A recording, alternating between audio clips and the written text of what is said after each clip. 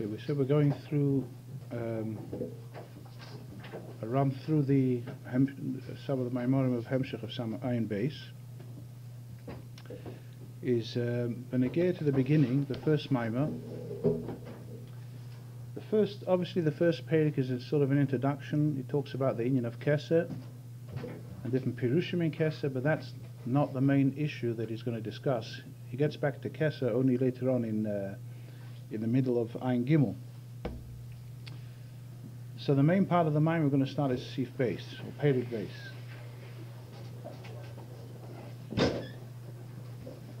And this is where, if we want to put it into a nutshell, this Maimor, the Rabbi Michoel is telling us the klolim of Hislabshus. Klole Hislabshus.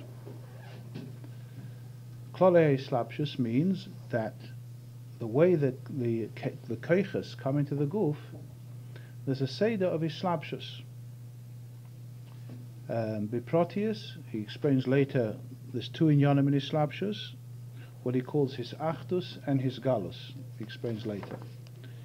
When they get to the inyan of Hislabshus in the Sif Beis, in Parak Beis, he explains that the Hislabshus of the koiches in the guf, the nefesh in the guf and the koiches in the guf,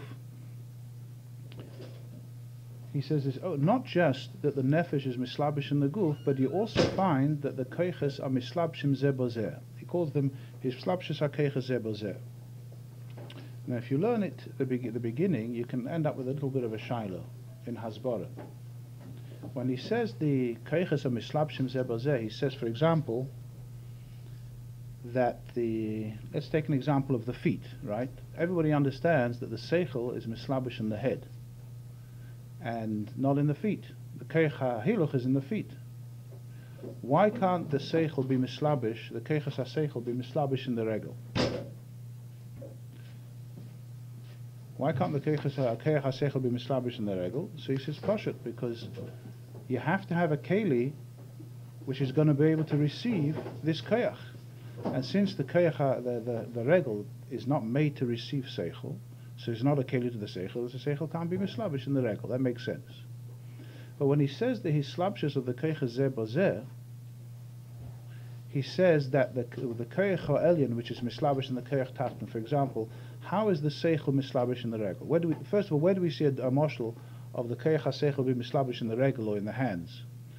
You see, for example, when somebody draws, he has a koich hatziyur, you see seichel that's coming into the hand. He's able to draw in a certain way. A musician is able to play with a lot of chokhmah. So the chokhmah is coming to his hand. How did the chokhmah come into his hand? So he bavorans that the chokhmah that comes into the hands is not in the guf of the hands, it's only in the koich of the hand. Why? Because the guf of the hand is not a keli to this koich. Fine. But when the koich of the seichel, the koich ha-chokhmah, is mislabesh in the koich ha-tnuah shebiyad, he then adds on that even that koich ha-chokhmah, which is mislabesh in the koich ha-tnuah, is not the whole koich ha-chokhmah. It's only what he calls the ha'ora. I'm just looking for the wording inside. Mislabesh urak ha'ora levad loy etzem ha-koich. Now why would that be? That was a question that was in the seder. Why would it be that only a ha'ora of the koich is mislabesh in the hand? Why not the whole koich? The whole problem why the koich ha-seichel can't be mislabesh in the hand and the guf of the hand is understood, because the guf of the hand is not made for seichel. You need a moach gashmi, just like you understand that the koich ha-ear can't be mislabesh in the ear. So the seichel can't be mislabesh in the hand. You need a keli gashmi that's going to be makabelit. So I understand the koich ha-chokhmah is not mislabesh in the yad. But then he said, but there's a koich in the yad, the koich hatnu, which is a koich ruchni, and there the koich ha-seichel can be mislabesh in the koich ruchni. And it makes sense why. This is ruchnius and this is ruchnius. The hand is gashmi, but the koich ha-ruchni shebeseichel and the koich ha-ruchni of the hand, what's the problem with that? Why shouldn't it be able to be mislabesh? He says, yes, that can be mislabesh. Ruchnis into ruchnis is mislabesh. But when he says it is mislabesh, ruchnis into ruchnis, the koich ha-ruchni into the koich ha-tnuah, the koich ha-seichel into the koich ha-tnuah, there he says, but you should know it's only the ha'oras ha-seichel. Why not the whole seichel? Does anybody think of this question? I don't know. But why can't you say the whole seichel is mislabesh in the koyach? If the problem of gashmis has gone away, why can't you have the whole koyach ha-seichel go into the koyach haruchni shebiyad? So it's sort of a klotz kasha, and the teretz is also quite straightforward.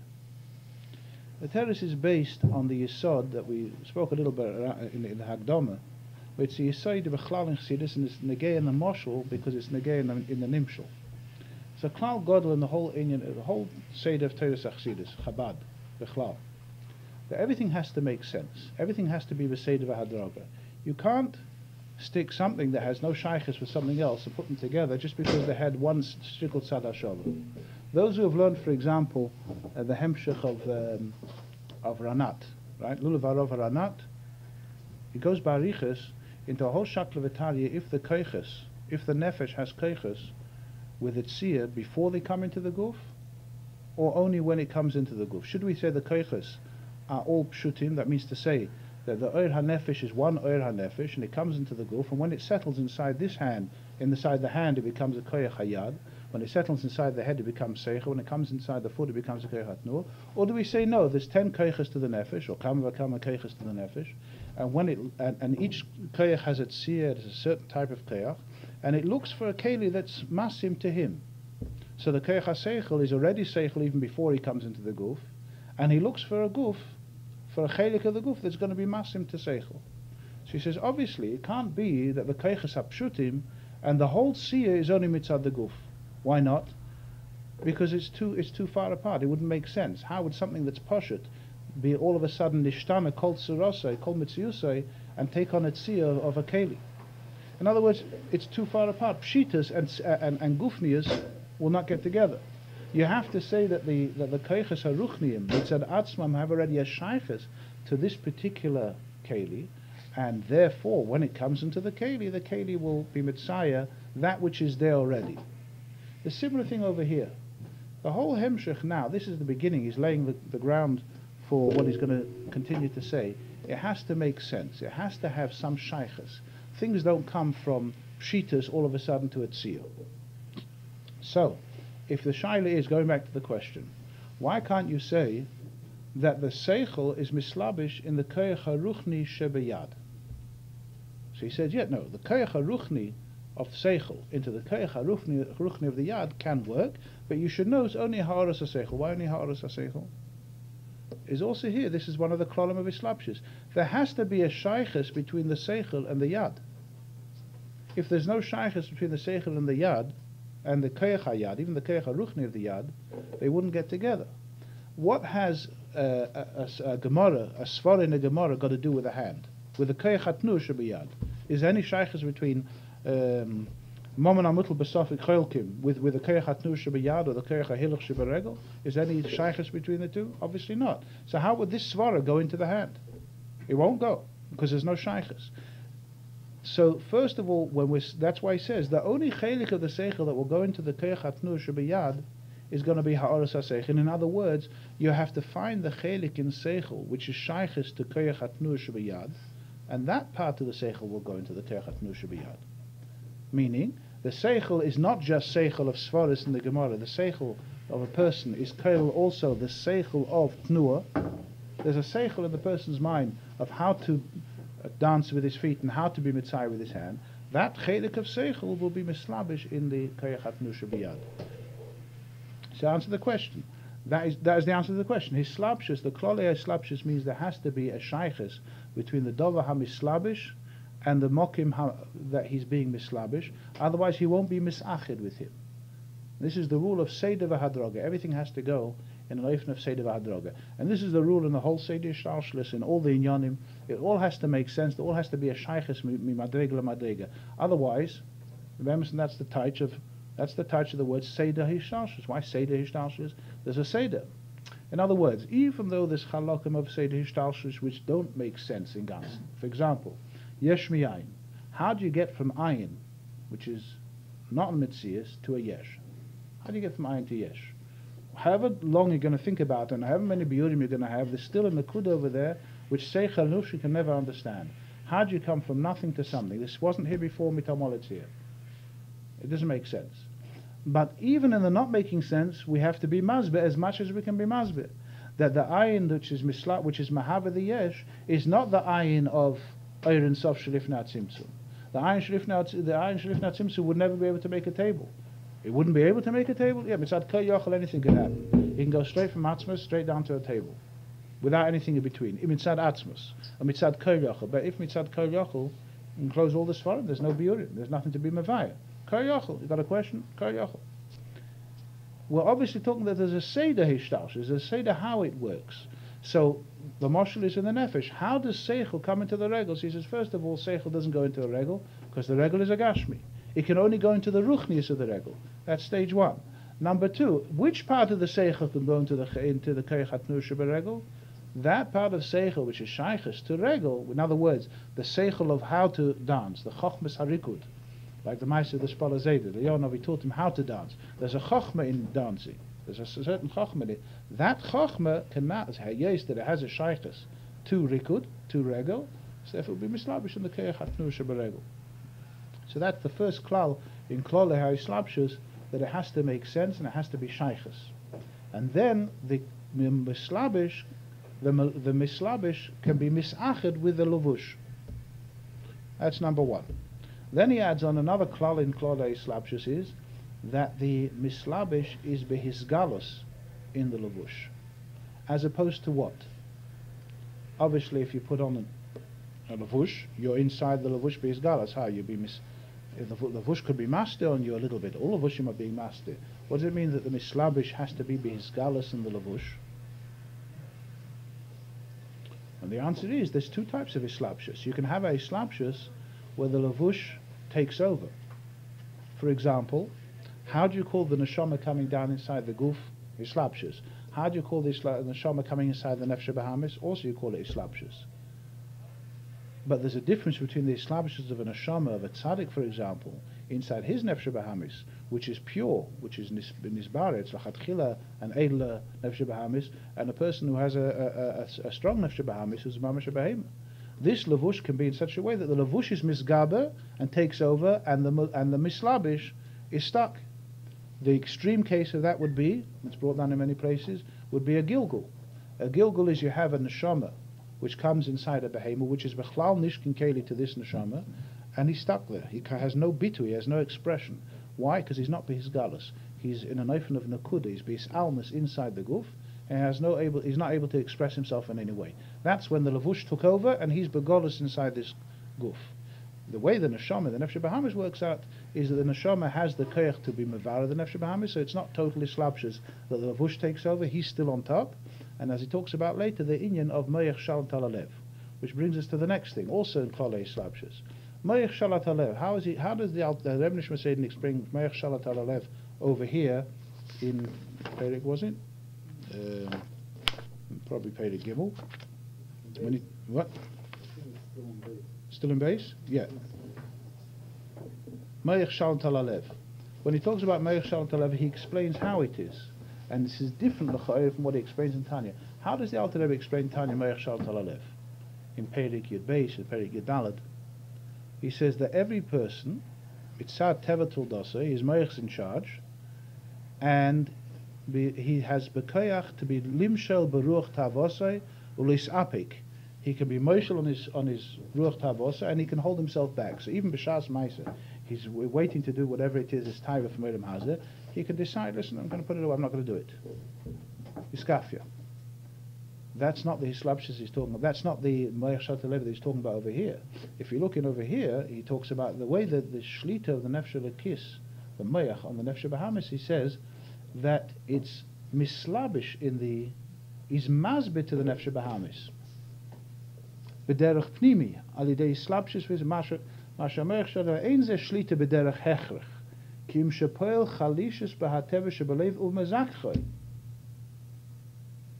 This is not the same thing as he says in Tanya Perek Yud Beis and Yud Daled.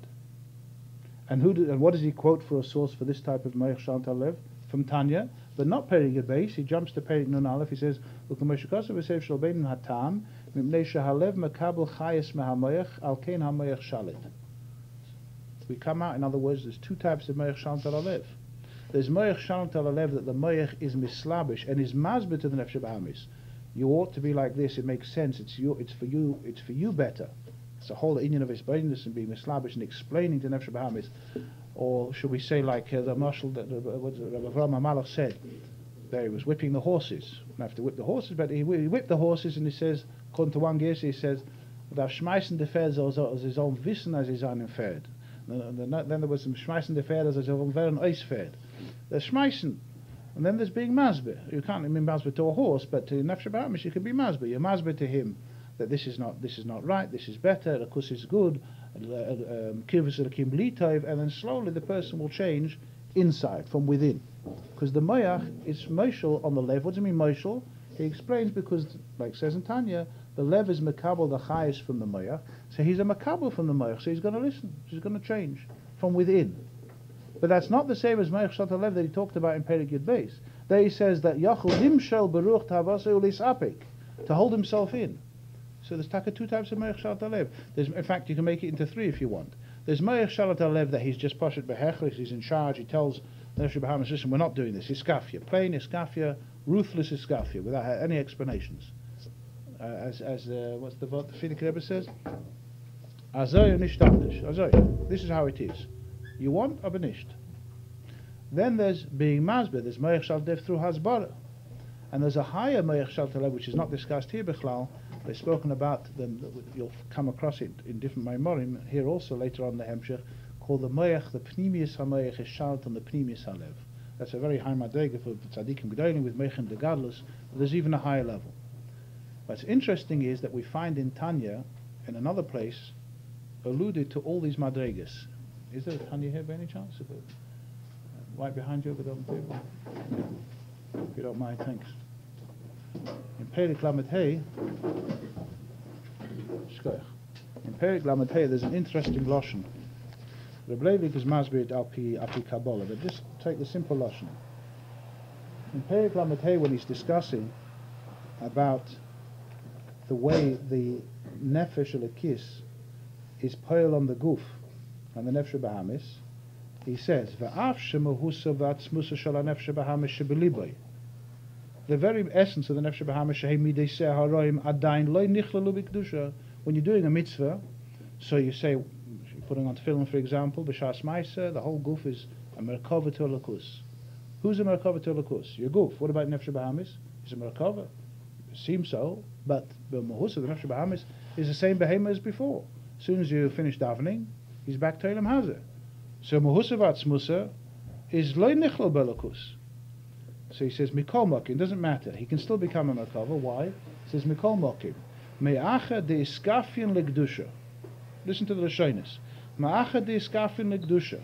Ubal korcha oinim omein. Umaskimin.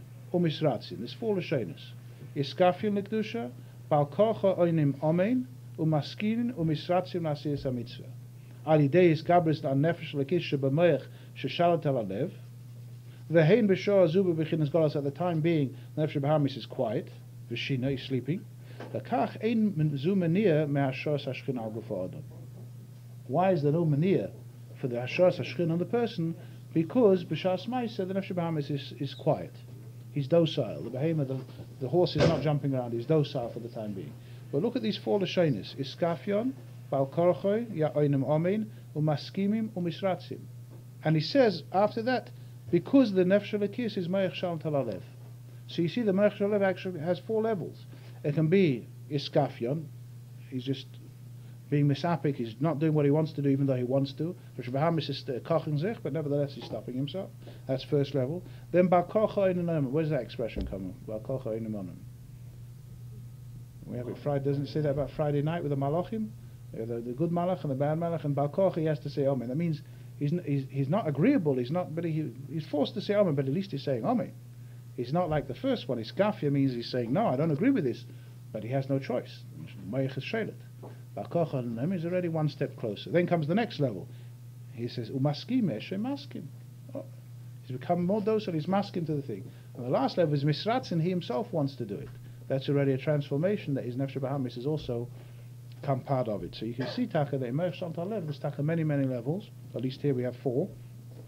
And that's why it's not a stira that over here, the Rabbi Michoel Golomb was talking about Hislabshus, he goes straight for the last one. Because the first one, when he's doing his skafin l'kedusha, he's not being mislabesh. It's more like rotzen. In fact, the lashon of the Alter Rebbe over there is berotzen shebemayach. There, he's not being mislabesh. He's telling him, you're not going to do this. I'm going to tie you up. Iskafia. That's it.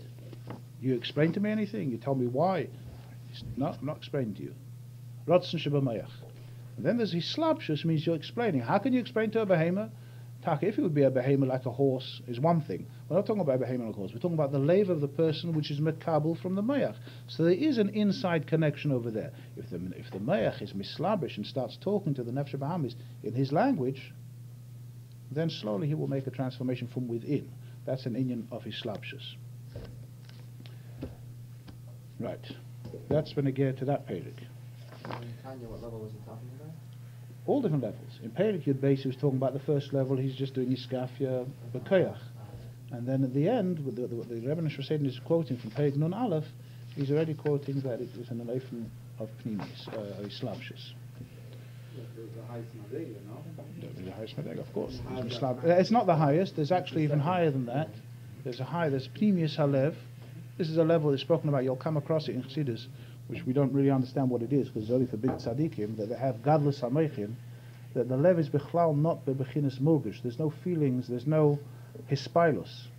Even when we talk about a pu'ula of the mayach and the lev, it's still two separate things. Even though he's pale from the inside, but always, what's the lashon that you always have from the bechein of the hisbaininus? He's misbaining something, and from the bechein comes a change inside him. But it's only the bechein, which is the chitzenius of this, the whole hisbaininus, then comes to the lev. But not that b'shas ma'isa, while he's tofus in the seichel, his lev is doing anything. It's quiet, it's listening. But you haven't been mashpia. That's why do we have in Chassidus, we have avodah dika maimorim? What's this avodah dika maimorim? Doesn't the Rebbe say you're supposed to take a hiro and avodah from everything? If you're on about atzmas and mahus, kavan and rishima, supposed to take a hiro and avodah Hashem. So why do we have avodah dika? These are avodah dika maimorim. Why do you call these avodah dika maimorim? The answer is because we don't always see the connection between the Rishimu and your Nefesh Bahamis. It's very difficult to connect the two. But occasionally there's a Maimah where he explains it. B'derech Hislabshus, he goes down a level. That's why the Rebbe Rashab talks about in Torah Shon, talks about his burdenness and davening. Avodas HaTefillah. He talks about there, it's not, you could think about high things, but you're not going to have any effect on Nefesh Bahamis. The Avodah has to be with things which are pashta things. What should you be misbeinin in Eir and Sof and the Tzimtzum Rishon, or should you be misbeinin in his Havas Yeshmiyayin and the Chayes Elaki? What was the Avodah Dika Maimah that they learnt in the Babich, one of the famous Maimorim? It was Acha Shalti in Eta.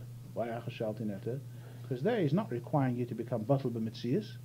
He's requiring you to be Bittul Ayesh. He's telling you, listen, this is Gashmis, Tefes Mokim, it's Takim Metzias, but you should know that the Ikka is not the Ikka of this Gashmis, is the Nefesh. V'Horaya starts explaining to you, look at it.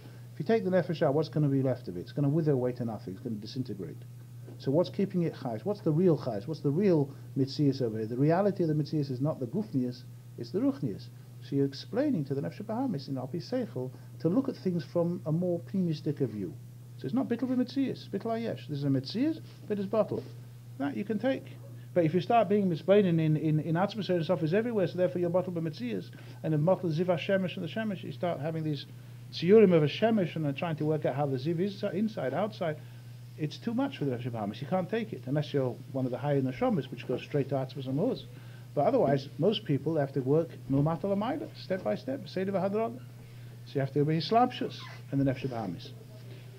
Anyway, that was the Inyan Nefesh Bahamis. We've only got a minute or two left. I just wanted to finish off the another point, which is also. In fact, let me just finish off the point of the Maimah. The point of the Maimah is that the Rabbi Michoel Golomb has explained to us that the fact that the koiches are mislabesh in the guf is again you're not taking pshitas of the nefesh into a keli which has a tzir, because pshitas and tzir won't match. It has to be b'seder v'adroga.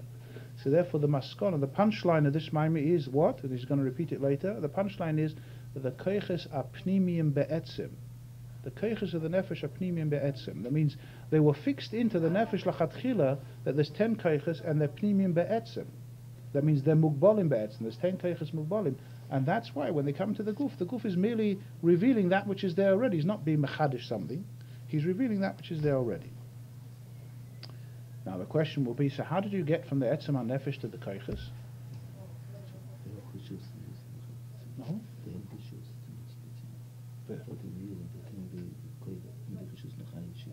So it doesn't happen. Different.